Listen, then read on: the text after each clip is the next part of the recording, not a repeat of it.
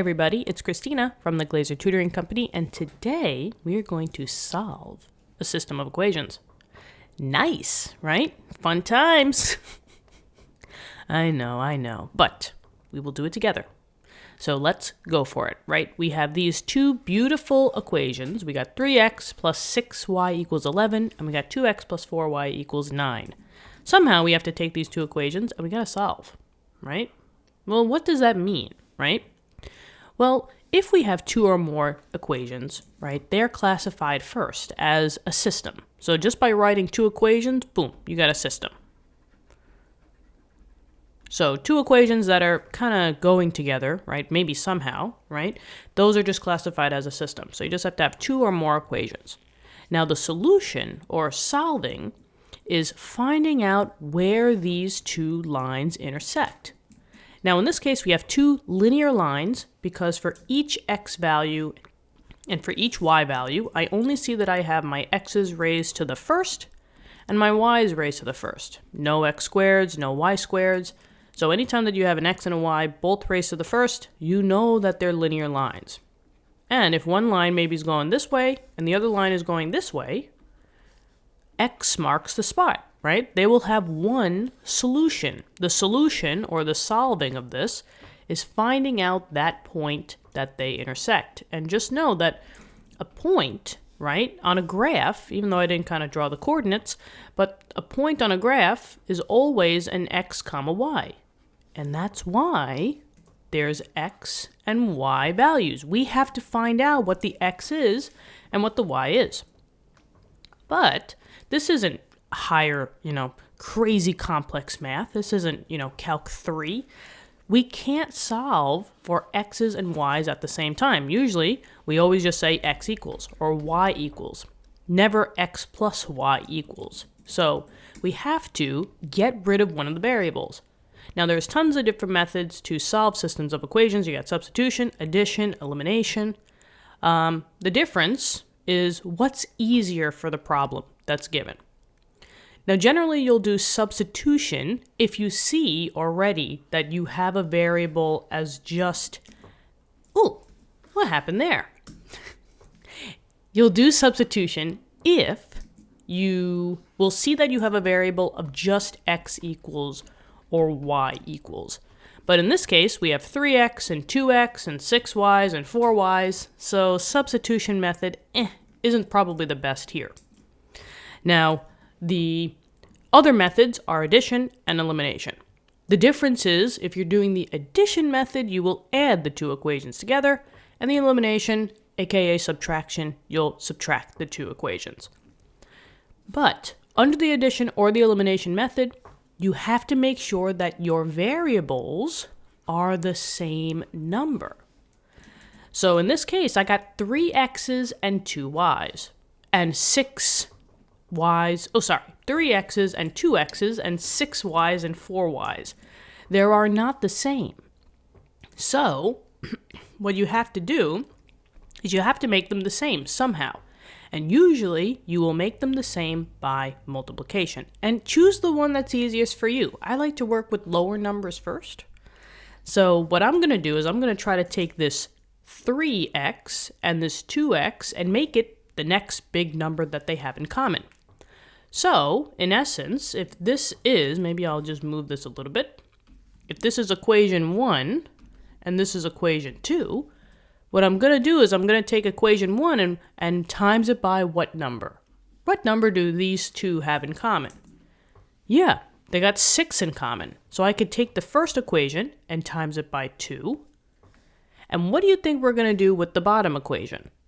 Yeah, we're going to take that one and we're going to times it by 3. Because then 2 times 3 is 6, 3 times 2 is 6, and now we have 6x on the top, 6x on the bottom, and then we can get rid of those variables. But you gotta be fair. If you're multiplying this by the 2, you gotta do it for everybody. And the same thing for the bottom guy. You gotta do it for everybody. So let's go for it. So we got equation 1. 2 times 3 is 6. So we got 6x over here.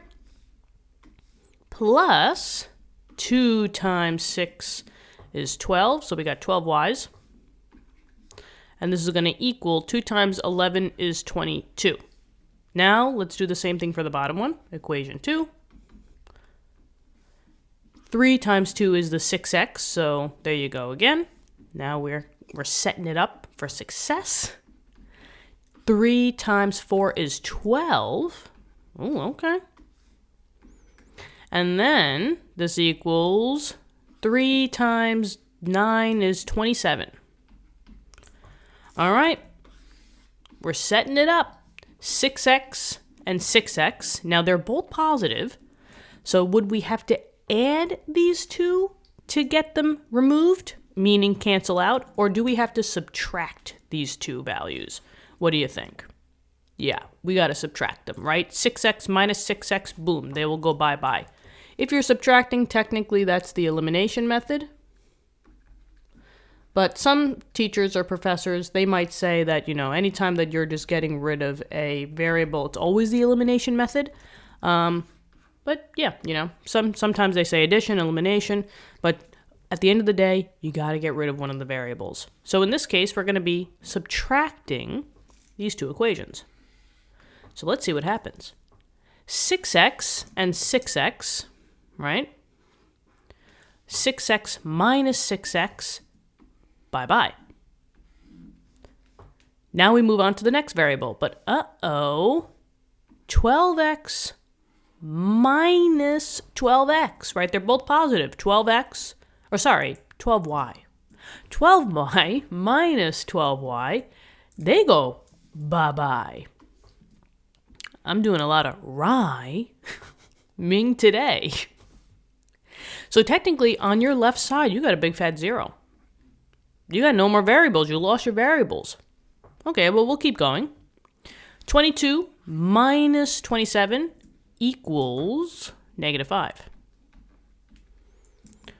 All right, so we're at this stage of the game. But now, what does this really mean? Well, we have to just take note here, right? We lost both of our variables. So that means that we could either be one or two predicaments.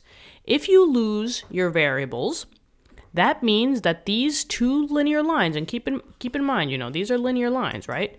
These linear lines are going to either be the same exact line, in which every point they share, or they might be parallel lines. And parallel lines are a special case where these lines will never, ever, ever touch. And that means that they will have no solutions. So you're either going to have an infinite amount of solutions if you lose your variables, or you have 0. What's the answer here? Well, it all comes down to the mathematical equation at the end of the day. At the end of the day, they're telling us that 0 equals -5. Does that make any sense? No. This does not make sense. This is not mathematically correct. So, if it doesn't make any sense, that means that the answer is no. You have no solutions. So there are no solutions possible. That means that was the latter case. That means that these two lines are parallel to each other. You have two parallel lines here, and they will never, ever, ever, ever, ever touch. But just to kind of show you how to get the same exact line, this would be a mathematically correct equation, meaning 0 will equal 0, or 1 equals 1, 2 equals 2. The same number has to be both on the same side. So since this didn't make any sense, that means no solutions. And that's the end. That's the solution. You literally have no solution here. So to try to solve, we can't. So yay. But thank you so much for coming here for your math help. I love helping you guys out. Happy New Year. While I'm doing this video, it is the start of a brand new year. So may this be the best one yet for you guys. I have nothing but well wishes for you guys, and good luck in your future classes, not only in math, but in any classes that you're taking. You guys got this. You got to keep studying hard. I know you guys got this. And good luck on your tests and quizzes, all right? Also, I would like to give a huge shout out to Maricela. Thank you so much for being a member to the channel. Your support means a lot to my brother and me, and we're thrilled to have you be a part of this amazing community. Memberships are open on the channel, and if you want to become a member, just click that join button, which can be found below on any video if you're watching on your desktop, or it can be found on the overall channel page too. For all of you that want your name shown in the video, don't forget to choose the gold tier or higher. Thank you so much for considering, and have a great day. Talk to you in the next lesson. Bye-bye!